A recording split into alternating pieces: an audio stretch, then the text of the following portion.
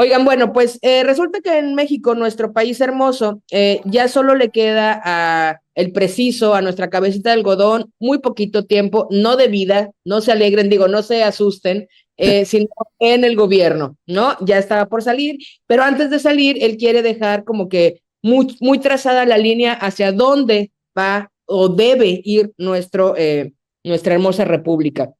Y una justa de las cosas es que no sea república, al parecer. Que no Porque sea papa. entre las cosas que está proponiendo en su reforma, hay una que, no, perdón, o sea, sí, pero no. Me desvío un poco. No, no la cosa que está proponiendo en la reforma, sino una de las cosas que lograron ciertamente con los votos y con las coaliciones que hicieron fue tener una mayoría de diputados y diputadas en las cámaras. Una mayoría que la discusión ahorita en el país es si es una mayoría o una sobrerepresentación artificial o no. Y el debate se ha centrado en muchísimos lados, ¿no? Por un lado, en la interpretación literal de la Constitución, específicamente el artículo 54, que habla de que en el Congreso no tendría que haber un partido que tenga más de 300 curules para que no pueda aprobarse por sí solo este partido, cualquiera de las cosas, sino que tenga que negociar, que es de lo que se trata un poco la política y en la democracia en la República, tener que negociar con contrapartes, ¿no? Entonces, en el artículo viene estipulado más o menos eso, pero como todo en la Constitución y en las leyes tiene interpretaciones y huecos legales muy confusos, que cada uno de los lados los está agarrando para argumentar que es legal lo que está sucediendo. ¿Qué es lo que está sucediendo? Que Morena y sus partidos aliados, que es el Partido Verde, ajá, ese Partido Verde y el Partido del Trabajo, ajá, el Partido del Trabajo, van a tener en la Cámara un 73%, más o menos 72.7% de las curules, lo cual les va a permitir aprobar cualquier cosa que decidan, y entre esa cualquier cosa que decidan ya está un paquete que presentó el presidente el 5 de febrero, que es para modificar, son 20 iniciativas de reforma que pretenden modificar básicamente la Constitución en muchos puntos. El punto que más está tocando o el que más abrió la discusión es sobre la reforma judicial. Entre los puntos de la reforma judicial está la elección de jueces y magistrados por voto popular y el término, digamos, de el contrato de 1,600 trabajadores del sistema judicial, porque según Andrés Manuel, lo cual es cierto, urge una reforma de justicia en el país. Eso no es esta discusión. La discusión es que quizá no sea elegir por voto popular a los jueces una forma de resolverlo, porque ¿a quién creen que elegimos por voto popular? Ajá, a los diputados y diputadas y senadores, y de todos modos no estamos mejor, ¿no? Entonces, bueno. Oye, pero a ver, una duda que Chance Vasco nos puede resolver, bueno, me puede resolver. ¿Qué no? O sea, que el lado judicial de un gobierno no tenga que participar en un proceso de elección, ¿no sería de ayuda para que no entren al ámbito de la política? O sea, ¿no elimina cierto tipo de sesgos que no tengan que tomar algún lado? A ver, eso es complejo. Desde lo ideal, sí. La realidad es que entran en sesgos igual y la realidad es que todos los jueces son elegidos por las conveniencias políticas del momento. Totalmente. Y muchas veces no por las capacidades. Incluso el Poder Ejecutivo muchas veces puede tomar la prerrogativa de no elegir ni siquiera los que salieron entre los 3 primeros puestos en un concurso para magistrados. Hay países donde se eligen por elección democrática y funciona, y hay otros donde no. No verlo solo, el problema en si se eligen o no sería incompleto. El problema es quiénes pueden candidatearse para ser elegidos. Entonces, lo que yo creo que el peligro de hacerlo es cuando vos no estableces las dinámicas previas para que, por ejemplo, solo puedan ser elegidos los que ya han pasado un proceso previo de que le permita ser candidato a juez. O sea, que no cualquiera pueda hacerlo.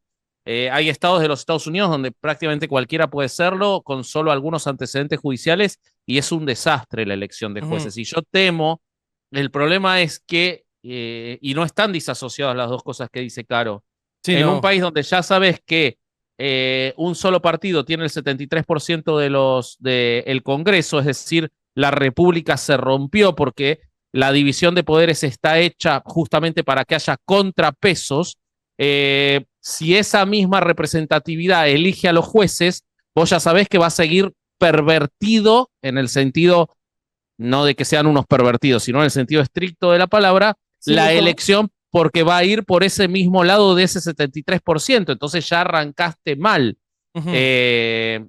No es ni bueno ni malo que se elijan, porque la realidad es que cuando los elige el Poder Ejecutivo, también los elige por su conveniencia política y también suelen ser partidarios. El problema es qué elementos estableces vos en el sistema de elección para que sean lo más imparciales y más apolíticos posibles, y yo creo que a donde va Caro es a que con esas condiciones dadas no va a pasar eso, ¿no?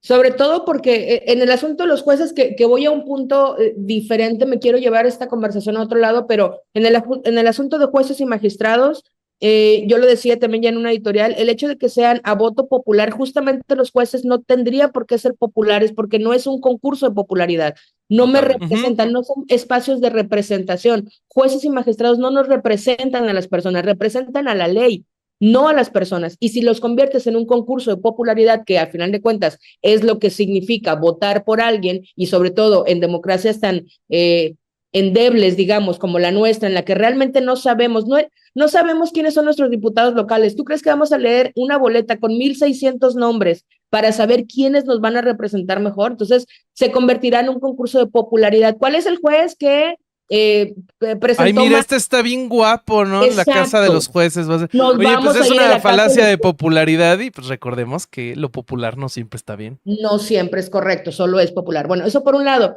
Pero además, en este asunto de la sobrerepresentación o no, el artículo 54, en cuestiones muy simples, lo que busca es mantener el espíritu de esta pluralidad. Se hizo con muchas modificaciones justo para evitar que hubiera esta sobrerepresentación. Algunos de los argumentos de las personas que están del lado oficialista dicen, pero bien que cuando Peña Nieto y cuando Calderón y cuando Fox no se quejaron, pon tú que no se quejaron, que también había sobrerepresentación, lo cual es cierto, nunca del nivel del que va a tener Claudia en los congresos ahora, que va a ser del 73, sí hubo sobrerepresentación porque hubo pactos, facciones, alianzas, pero de eso se trata, de que hubiera alianzas y pactos para que negocies las reformas, eso por un lado. Y por otro lado para mí, está implícitamente aceptando que es inadecuado, que los otros los hacían, pero que como los otros lo hacían, entonces ahora, ¿por qué nos quejamos? Güey, entonces sería un avance, ¿no? Es decir, si antes lo hacían y no se quejaban, y ahora también lo hacen, pero ahora sí se están quejando, me parece que será un avance democrático. Eso por un lado. Y a lo que yo quiero ir, que es lo que me lleva todo este rollo es, en México va a haber la primera presidenta mujer electa que tomará posesión del país después de septiembre, que deje cabecita de algodón en el gobierno. Va a tener todo el poder, porque ya, aunque hay algunas impugnaciones, lo de la sobrerepresentación o no, se va a discutir en el Tribunal Electoral, pero el Tribunal Electoral son 5 jueces, de los cuales 3 ya prácticamente están cargados hacia el oficialismo. Entonces es prácticamente un hecho que va a haber esta sobrerepresentación, insisto, legal o no, artificial o no, pero va a haber. Claudia va a poder hacer lo que quiera. El problema es, Claudia puede hacer lo que quiera porque Andrés Manuel está construyendo todas las líneas de su gobierno, le está construyendo las reformas que él quiere, de cómo él ve el país, de cómo él supone que debe ser el país, y le está dejando todo armado para que suceda como él lo está viendo, y que va a tener todo el control y este poder absoluto. ¿Realmente podrá decidir? Ese sería a mí mi cuestionamiento, y sobre eso quisiera que platicáramos, porque en general del tema, hasta aquí es mi reporte. Muy bien, muy bueno. Leo algún superchat y ya te digo un par de cosas sobre eso o sobre lo que contaste en general, ¿no? Dice Viviana Spilicueta, manda un superchat. ¿Cómo estás, Ma? Hola, Viviana. Brisa L, lo tenés que leer vos, el mensaje que mandó el superchat, Caro. Brisa L, mensajito para que me lea Caro. Hola, Brisa, te leo. Daina dice, aquí siguiendo a Caro e informándome gracias a ustedes. Muchas gracias por sumarte. Vero manda un superchat de nuestros favoritos que no dice nada. Muchas gracias. A ver, el sistema republicano está, cuando fue conformado y cuando fue pensado por los filósofos de fines del siglo XVIII, tenía la idea de que no exista el poder absoluto. ¿Por qué? Porque se venía de las monarquías y entonces se quería modificar eso. Y se había visto que el funcionamiento del Parlamento británico era bueno y se quería poder replicar eso sin un presidente, sin un rey. Entonces se establece un poder ejecutivo porque era una forma de poder darle una cabeza y una imagen visible, por eso era importante el presidente, y yo creo que es un sistema que ya está perimido y deberíamos repensar los presidencialismos. Alguna vez lo hablamos con Caro y creo que es para alguna vez dedicarle unos minutos, pero para eso se pensó. ¿Y qué se hizo para evitar que ese presidente fuera autoritario y todopoderoso? Crear dos poderes más, y ahí se inventa la división de poderes, que son un poder legislativo en el cual había un mixto. Cuando se conformó el poder legislativo había un mixto que era los diputados o la Cámara Baja era elegida de manera directa por el pueblo y la Cámara Alta era elegida por los miembros de la Unión, es decir, por los gobernadores. Así se pensó originalmente. Entonces tenías una Cámara de representación directa del pueblo, que era el Poder Ejecutivo, una Cámara mixta, que es el Poder Legislativo, y por eso los años no coincidían para que se cruzaran entre gobiernos del Ejecutivo, y un poder que era totalmente distante de eso, que era el Poder Judicial. Ese sistema se empieza a pervertir cuando deciden que las dos cámaras del Poder Legislativo las vote la gente. Ahí ya se rompe algo que no tiene sentido porque tenemos dos cámaras de representación iguales y que encima es la misma representación que el Poder Ejecutivo. La única diferencia creo que es que para entrar a una o a otra tienen requisitos diferentes y ya, ¿no? Sí, pero siguen siendo eso ya se rompe y ahora lo terminás de romper si pones que los jueces de turno también sean del mismo partido, ya sea por el poder político o porque sean electos. Entonces, yo te doy un caso de la Argentina. En la Argentina, Cristina Fernández de Kirchner tuvo prácticamente el poder absoluto. Tenía mayoría absoluta en las dos cámaras en el momento más alto de su poder y emitió una ley que era la ley de medios de comunicación, por la cual ella básicamente el gobierno de turno decidía todo lo qué diarios y qué medios podían existir y cuáles no, para que nadie hable mal de ella. ¿Quién detuvo esa ley de medios? El Poder Judicial, porque nunca logró tener el peso que quería tener sobre el Poder Judicial, porque cuando quiso reformar el Poder Judicial no tenía los diputados y cuando no lo pudo, porque la Corte Suprema no se había muerto ninguno, entonces no podía designar, porque realmente cuando Kirchner, que designó a la mayoría de la Corte, los eligió gente proba y buena y no por su partido político. Entonces, la ley de medios quedó suspendida porque hubo un contrapeso. Sea bueno o malo, elegir jueces es una discusión mucho más grande. Pero si en el contexto de elegir jueces es cuando hay un partido que ya domina los otros dos poderes de manera poco republicana, lo único que vas a ver es que esos jueces sean del mismo color que los tuyos. Entonces es peligroso para la República.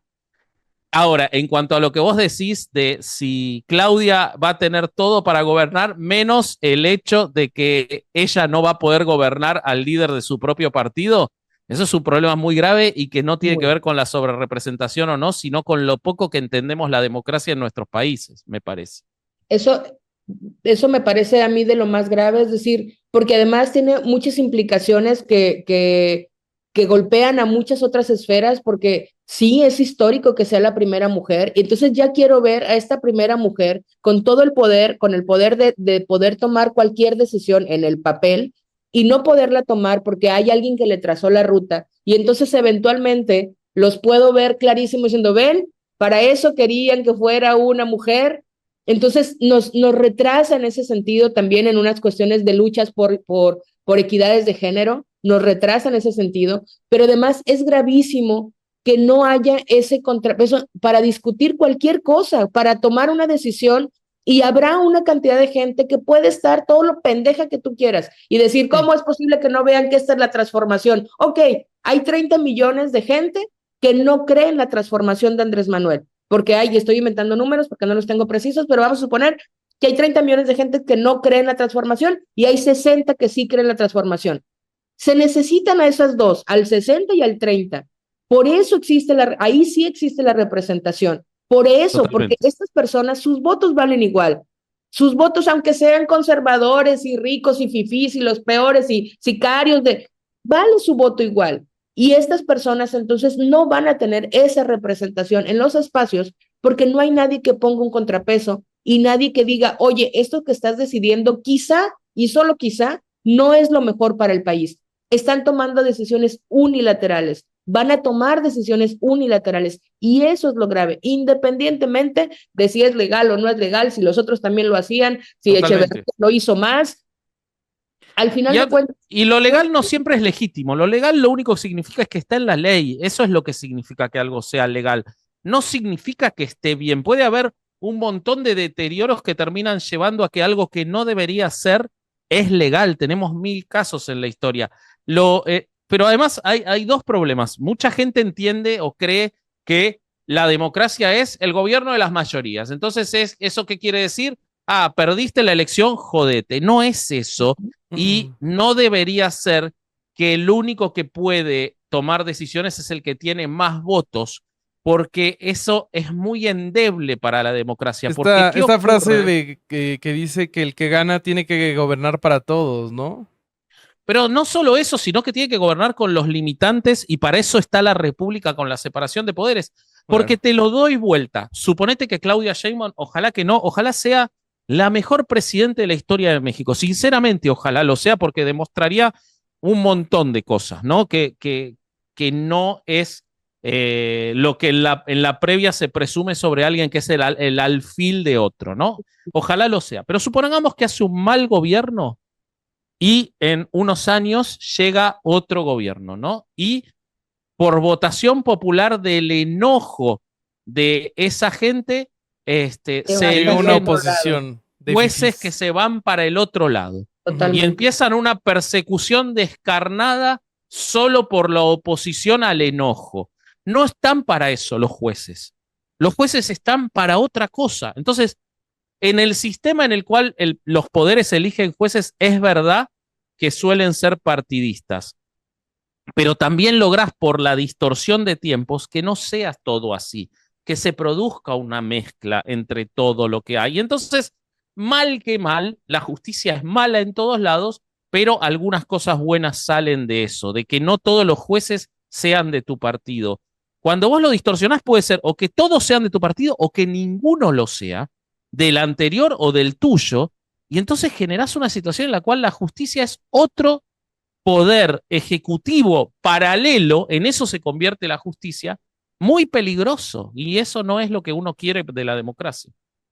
Sí, yo creo que está muy complicado el asunto porque además también está otro tema que ya no lo vamos a tratar aquí, pero está la propuesta para desaparecer los órganos autónomos, entre ellos el INAI, la COFESE, perdón, que son organismos autónomos que habían funcionado para también una especie de contrapeso, ¿no? Entonces, yo lo que siempre digo es, por supuesto que hay que hacer muchas reformas en esos organismos autónomos, en el Instituto Nacional Electoral, en el Poder Judicial, por supuesto, pero el que tenga cosas que ajustar no necesariamente significa que la reforma que está proponiendo va a resolver la crisis de gobernabilidad y de justicia que hay en el país, ¿no? Entonces, creo que mientras siga pasando esto y la ciudadanía estemos viendo La Casa de los Famosos, también hay una corresponsabilidad.